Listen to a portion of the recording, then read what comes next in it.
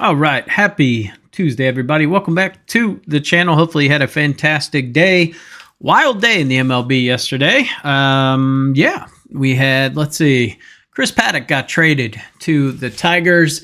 Emmanuel Clase got put under investigation for gambling. So that was cool. Let's see what else happens. Might be it, but we had the White Sox win. We had the Rockies win. We had the Nationals win. We had the Pirates win. A lot of underdogs won yesterday. So bounce back today. Let's get it today. So we've got 5 best bets for you guys. And we're going to talk about every game as always. So first game on the card today, we got a double header here. So this is a makeup. So we do have 16 games on the slate today. It's going to be the Blue Jays and the Orioles. Now pitching, I do believe it's going to be Easton Lucas. We do have Charlie Morton confirmed for the Orioles, but we're still not sure on the Blue Jay side. But I do believe it's going to be Easton Lucas going up against Charlie Morton. I think Cade Povich is going to be the other pitcher for Baltimore. This one is going to be an interesting game. Now, the over should be favored. If we look at the over here, the O's are 10-0 to the over when both pitchers have a whip over 1.4. Only concern about taking an over is, A, it's high, it's 10.5, and B, it's the first game of a doubleheader, which typically gravitate towards the under. Orioles have pretty much been a split team in doubleheaders. We go back over the last couple of years, it's like 53% of the time we end up with it's higher than that. So essentially over the course, it's like 53% is 1-1. So good chance this one splits. Give me the Blue Jays on the money line in this first game. I think Easton Lucas is able to somewhat keep them in check. And then I think Charlie Morton has a blow-up game. And let's be honest, Blue Jays are due for a win here. They've lost a couple in a row. I like the bounce back here. Orioles have won 3 straight, but after a win, it's not like they sustain it. They're still 19-28 on the season after a win. After a loss, Blue Jays are 23-20. The only issue is on the road as dogs, they still have a winning record. They're 19-18. Orioles as favorites at home are 20-20 on the season. We were on this over yesterday, and it was stupid sweat-free. I think we hit it by the 3rd or 4th inning. So I do think there will be runs in Game 2, but I think Game 1 comes out maybe a little flat, but advantage to the Blue Jays here. So give me the Blue Jays, Game 1 winner as one of our bets. Usually don't bet doubleheaders, but I like the Blue Jays here to bounce back. I was on the Orioles yesterday. I like the Blue Jays today. Game 2, I believe it's going to be Eric Lauer going up against Cade Povich, so 2 lefties. This would be, you could play the zigzag. This is one where I do like the Blue Jays again. I could see them taking both games, but only going to bet the first game. Like I said, doubleheader zigzag effect is a pretty good option there. In terms of the weather in this one, so at Oriole Park, it is going to be a pretty decent day out. It's going to be in the upper 80s. And we do have, in terms of wind, let's see, what do we got for this one? We basically a side wind. It's like 2-3 mile an hour side wind. So really not going to have a massive impact on this game. Let's see, next game is going to be the Rockies and the Guardians. The ramifications of Clase and Ortiz being on these gambling investigations make it real interesting. The AL Central as a whole is just an absolute dumpster fire.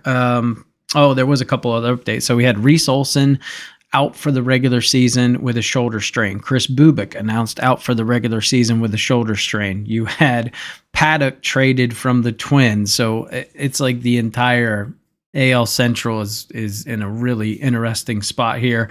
Royals did sign Seth Lugo to a 2-year extension. Don't know if I necessarily love that, but it's very interesting. That Central is definitely going to be up for grabs now. I think Cleveland might transition to be sellers here. So this could be really interesting.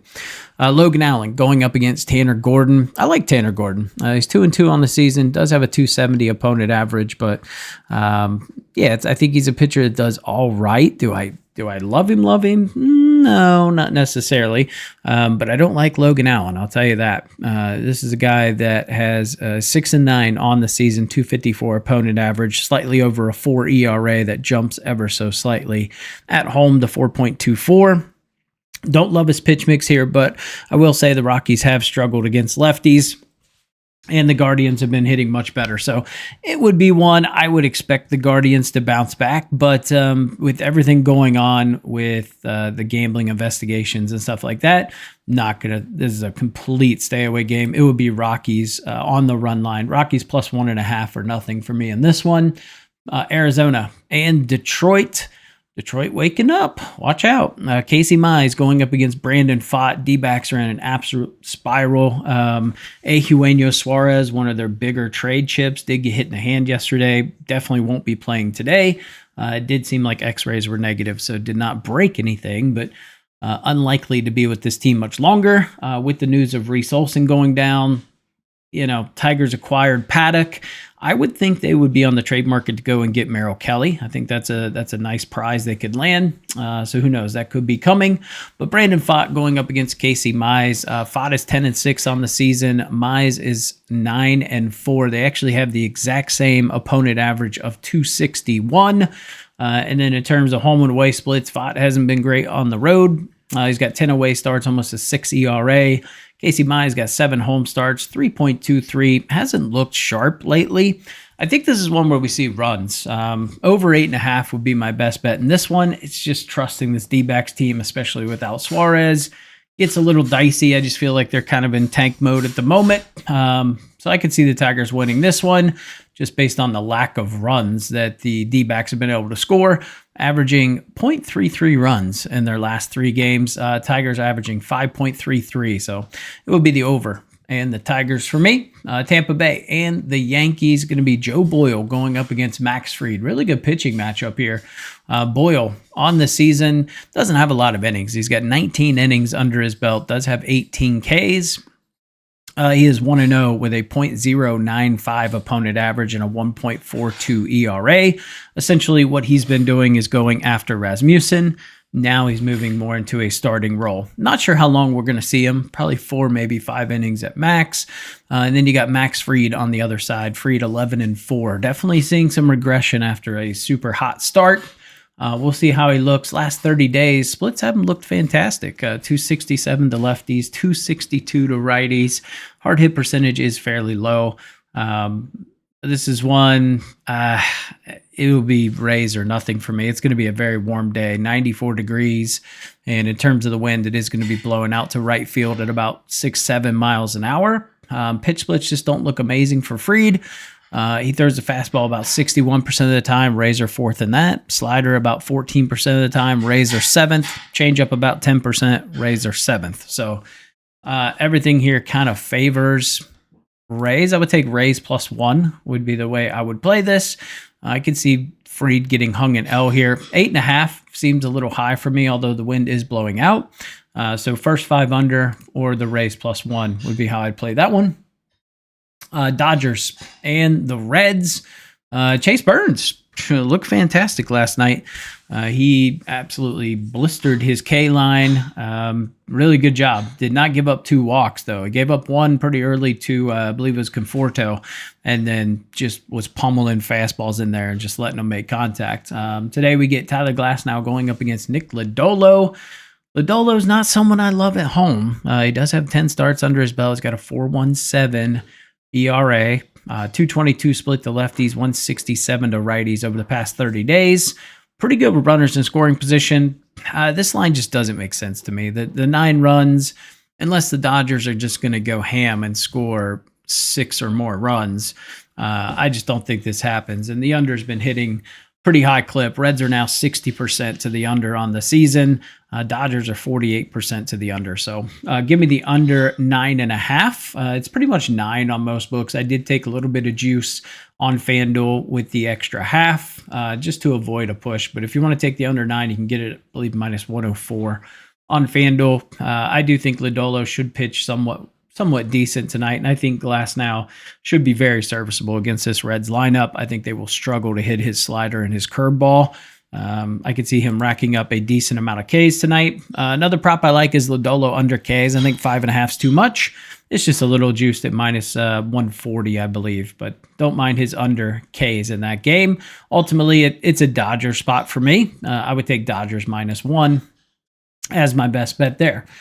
Phillies and the White Sox. White Sox against a lefty, man. They have just been going to town against the lefties. One of the worst starts that Sanchez has had in forever, months, literally. Today we get another lefty, Jesus Luzardo, a guy that's been known to be tipping his pitches a little bit, and he's been getting hammered. Going up against Jonathan Cannon. Cannon, nothing impressive about Cannon. He is a very mediocre pitcher. Pitch mix does not look great. He throws the fastball and cutter combination about 64% of the time. Two pitches the Phillies absolutely hammer. So not one where I trust Cannon, but this White Sox team against lefties, man, over the past week, hitting 343 with a 164 WRC plus, hitting 288 with a 139 WRC plus over the last 2 weeks. So this has been a team that's been hot. With runners in scoring position, this is a top 5 team over the past 30 days, 14 and 7. So we're seeing consistency here. Give me the over 8.5 as the best bet. Weather-wise, it's going to be a pretty nice day. It's going to be 89 degrees, and we do have an 8-mile-an-hour wind that is going to be blowing out today. So give me the over here. You can also get another good bet, I think, is you can get White Sox +2 on DraftKings for -123. It does bring in the push potential, but I see them scoring runs. Another play I like is both teams to score 3 runs on DraftKings. You can get that for -110. So a couple plays I like in this one. Let's see. But ultimately, who do I think wins? I mean, there's too much value. White Sox +162. Like I said, I would just take them +2 at -123. Brings in push potential. I think they hang in here. I could see them definitely shelling Luzardo. So that's where I'm at with that one.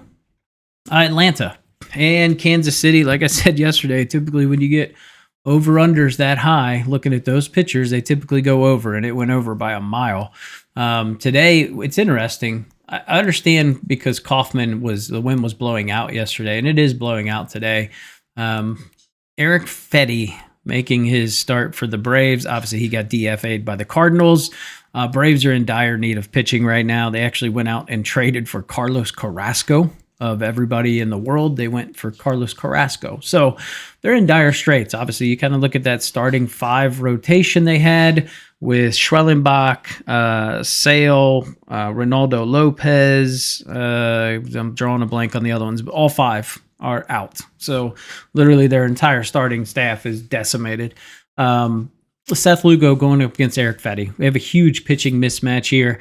And maybe you can say the Braves had the better offensive stats, but technically over the last week and last 2 weeks, they don't. Royals are hitting 245 over the past week. Braves are hitting 212. That's a bottom 5 lineup. Over the last 2 weeks, Braves are a bottom 10 lineup against righties, hitting 238. Royals are a top 12, hitting 253. So I think we have a huge pitching mismatch here. Fetty is absolute trash. Give me the Royals on the money line here at home. So love that spot. That's an official play. Boston and Minnesota. So this is going to be Lucas Giolito going up against Pearson Ole. Don't know a lot about Pearson Ole. Has some decent numbers in the minors, but making his major league debut going up against the Red Sox, that's a tough spot. So this is one. Give me the Red Sox on the money line. I like the bounce back here. Twins, I believe, scored 2 in the bottom of the ninth to steal the game yesterday. So I think Boston comes out and hangs one on them today. We've got an over-under of 8.5 with the wind blowing in about 7 miles an hour from left field. So I don't really want to touch an 8.5 line, but I do like the Red Sox to get this done. I think Giolito is going to be somewhat serviceable today. Splits look pretty decent over the last 30 days. Hard hit percentage is a little high, but I think they'll shell the rookie here. So I like this spot for the Boston Red Sox today. Next game, Cubs and Milwaukee. This was an interesting one. I think everyone was expecting a low-scoring pitching duel, and we didn't really get that. Mizorowski had a pretty rough start there. It looked like the Brewers were dead in the water after 3-0 top of the first, but they ended up coming back to win. Pretty wild game. Today we get Quinn Priester going up against Colin Rea. Priester's been a stud. Got to admit it, he's 9-2 on the season. He's got a 3.28 ERA. At home, it goes down to 3.02. Colin Rea 8-4 on the season, giving up a 260 opponent average. has a 4.06 ERA that does drop to 3.63 on the road. In terms of performance, you could kind of play the bounce back factor here, but I think you got to back Quinn Priester, actually. Not a game I'm going to touch. I think this is a coin flip and you're just gambling, but I do think maybe ever so slightly of an edge to Milwaukee, especially being the home team. 7-3 in their last 10. They've won 2 straight, 35-19 at home. So slight edge towards Milwaukee in this one. Backing Quinn Priester. I don't know why I can't say his damn name. All right, next game is going to be Miami and St. Louis. This is going to be Sandy Alcantara going up against Sonny Gray. I think this line is way off. You're paying way too much to back Sonny Gray and a very inept Cardinals offense that over the last 2 weeks and last week just really haven't been hitting. That said, Marlins kind of sporadic with the sticks. In terms of the weather here at Busch, we had the wind blowing in, but we get an over-under of 7.5, which is a little light for me, but I would lean Marlins. I think Alcantara pitches okay. It's 5-9 on the season. Sonny Gray's 10-4, but the ERAs, it's backing Sandy on the road's not been profitable. He's got almost a 10 ERA. Sonny Gray at home's got about a 3.5 ERA. So that's the only thing that scares me. Splits just don't look fantastic for either of these guys. So over 7.5 or the Marlins +1 would be how I'd play that. Next game is going to be the Nationals and the Astros. I don't know what's going on with the Astros. This is dire straits. They have lost 5 straight at home. One of the better home teams coming into this athletic series and this series, and they've lost 5 straight. Don't love the spot for them today. They got Soroka going up against Alexander. Soroka hasn't been fantastic on the road, but his splits have been pretty decent, and Jason Alexander is not a guy I trust. Hard hit percentage is through the roof. He's got an 8.31 ERA and 3 home starts. Splits to lefties, 313 and 364 to righties. Hard hit percentage super high. Runners in scoring position, not good. It would be Nationals or nothing for me in this spot. Next game is going to be the Rangers and the Angels. Patrick Corbin Day. So 2 lefties on the bump here. Patrick Corbin going up against Yusei Kikuchi. Kikuchi started out the season at home on fire. I mean, he had like a sub-1 ERA. It's jumped to 2.26 now. So we're definitely seeing some regression from Yusei Kikuchi, and his splits pretty much giving up a 270 to lefties and then 290 to righties. Hard hit percentage is high. Patrick Corbin, not someone I really want to trust, and his pitch mix doesn't look good, but it's 2 teams that kind of struggle against lefties, and we get an over-under of 9. It's a coin flip, but we do have the wind blowing out. I think both teams should be able to score runs. My best bet in this one would be both teams to score 3 runs. You can get that at decent value. So that would be where I'm at with that one. But in terms of a winner, I would take the Rangers at plus money. Just fading Kikuchi and this bullpen. So that's where I'd be at with that one. But do I want to trust Patrick Corbin? No. Mets and the Padres. I said it yesterday. I had the over 8 on the card, and I was going to come on here today and say, damn it, I should have done it. And damn it, I should have done it because it hit with ease. We get Sean Manaea going up against Ryan Berger today. So Berger got called back up. This is one, his splits aren't terrible, but I think Manaea should do pretty well today. But this Padres team's actually been hitting lefties quite nicely. Second best over the past week, actually the best left-handed team over the last 2 weeks. But it's a Mets team that's hitting really well as well. We get an over-under of 8. Not as confident going back to that well, but I would take the Mets on the money line here. I think Manaea has a pretty decent day.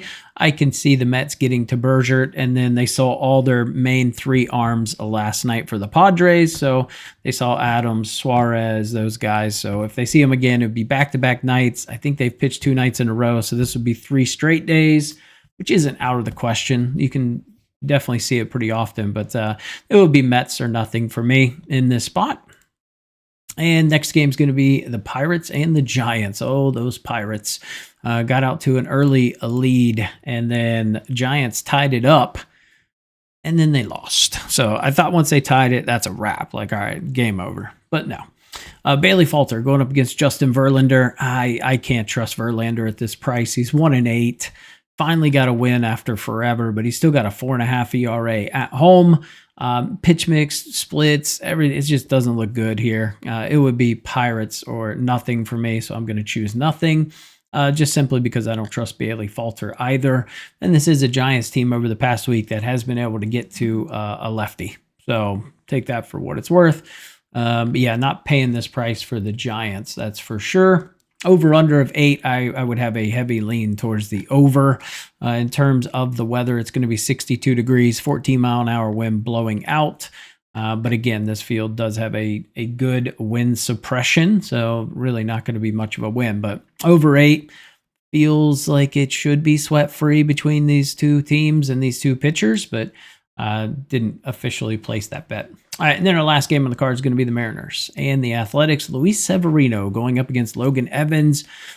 Shocking 3-1 game yesterday, especially given the weather. Castillo threw an absolute gem, and Sears pitched pretty well. Today we get Logan Evans and Luis Severino. Severino has been awful at this field. He has a 6.68 ERA. He has been very vocal about his displeasure in this field. So this is one, it would be Mariners, but I like the over here. Logan Evans splits over the last 30 days aren't fantastic, giving up a 321 average to lefties, 245 to righties, hard hit percentage extremely high. Two guys that definitely veer more towards the fly balls. And the weather here today is going to be about a 14-mile-an-hour wind blowing out, and it's going to be 87 degrees. So heavy lean towards that over 10.5, but I think you're getting good value here to take the Mariners. I think they should be able to get to Severino like every other team has been able to. So that's a rundown of the games. Let's get into our best bets, get you guys on your way. Make sure you guys like the video, subscribe to the channel, comment down below with your favorite plays of the day. So we're starting us off with the Dodgers and the Reds under 9.5. The Reds have just been ridiculously high going to the under at home at GABP. And like I said, I think Lodolo crafty enough to where he's going to be able to keep this game somewhat serviceable, probably through 5 or 6 innings. And then give us the Blue Jays on the money line in game 1. They're definitely due to get a dub today. Give me the Royals on the money line. Just a huge pitching advantage between Lugo and Fetty. Fetty's going to be working with a new catcher, and he's just ass. So there's that. Red Sox on the money line. I like Giolito here to deal going up against a rookie. And then give me the Phillies and the White Sox over 8.5. Let's hope the White Sox sticks against lefties. Don't just go ice cold on us today. But either way, I think the Phillies should smash Jonathan Cannon, should be able to get to that bullpen. If the White Sox can get us 3 runs, I think this cruise is over. So, and who knows, the way the White Sox are hitting, they could get 5 or 6. It's hard to say. So those are my 5 plays. Appreciate you guys tuning into the channel, and I'll catch you in the next video.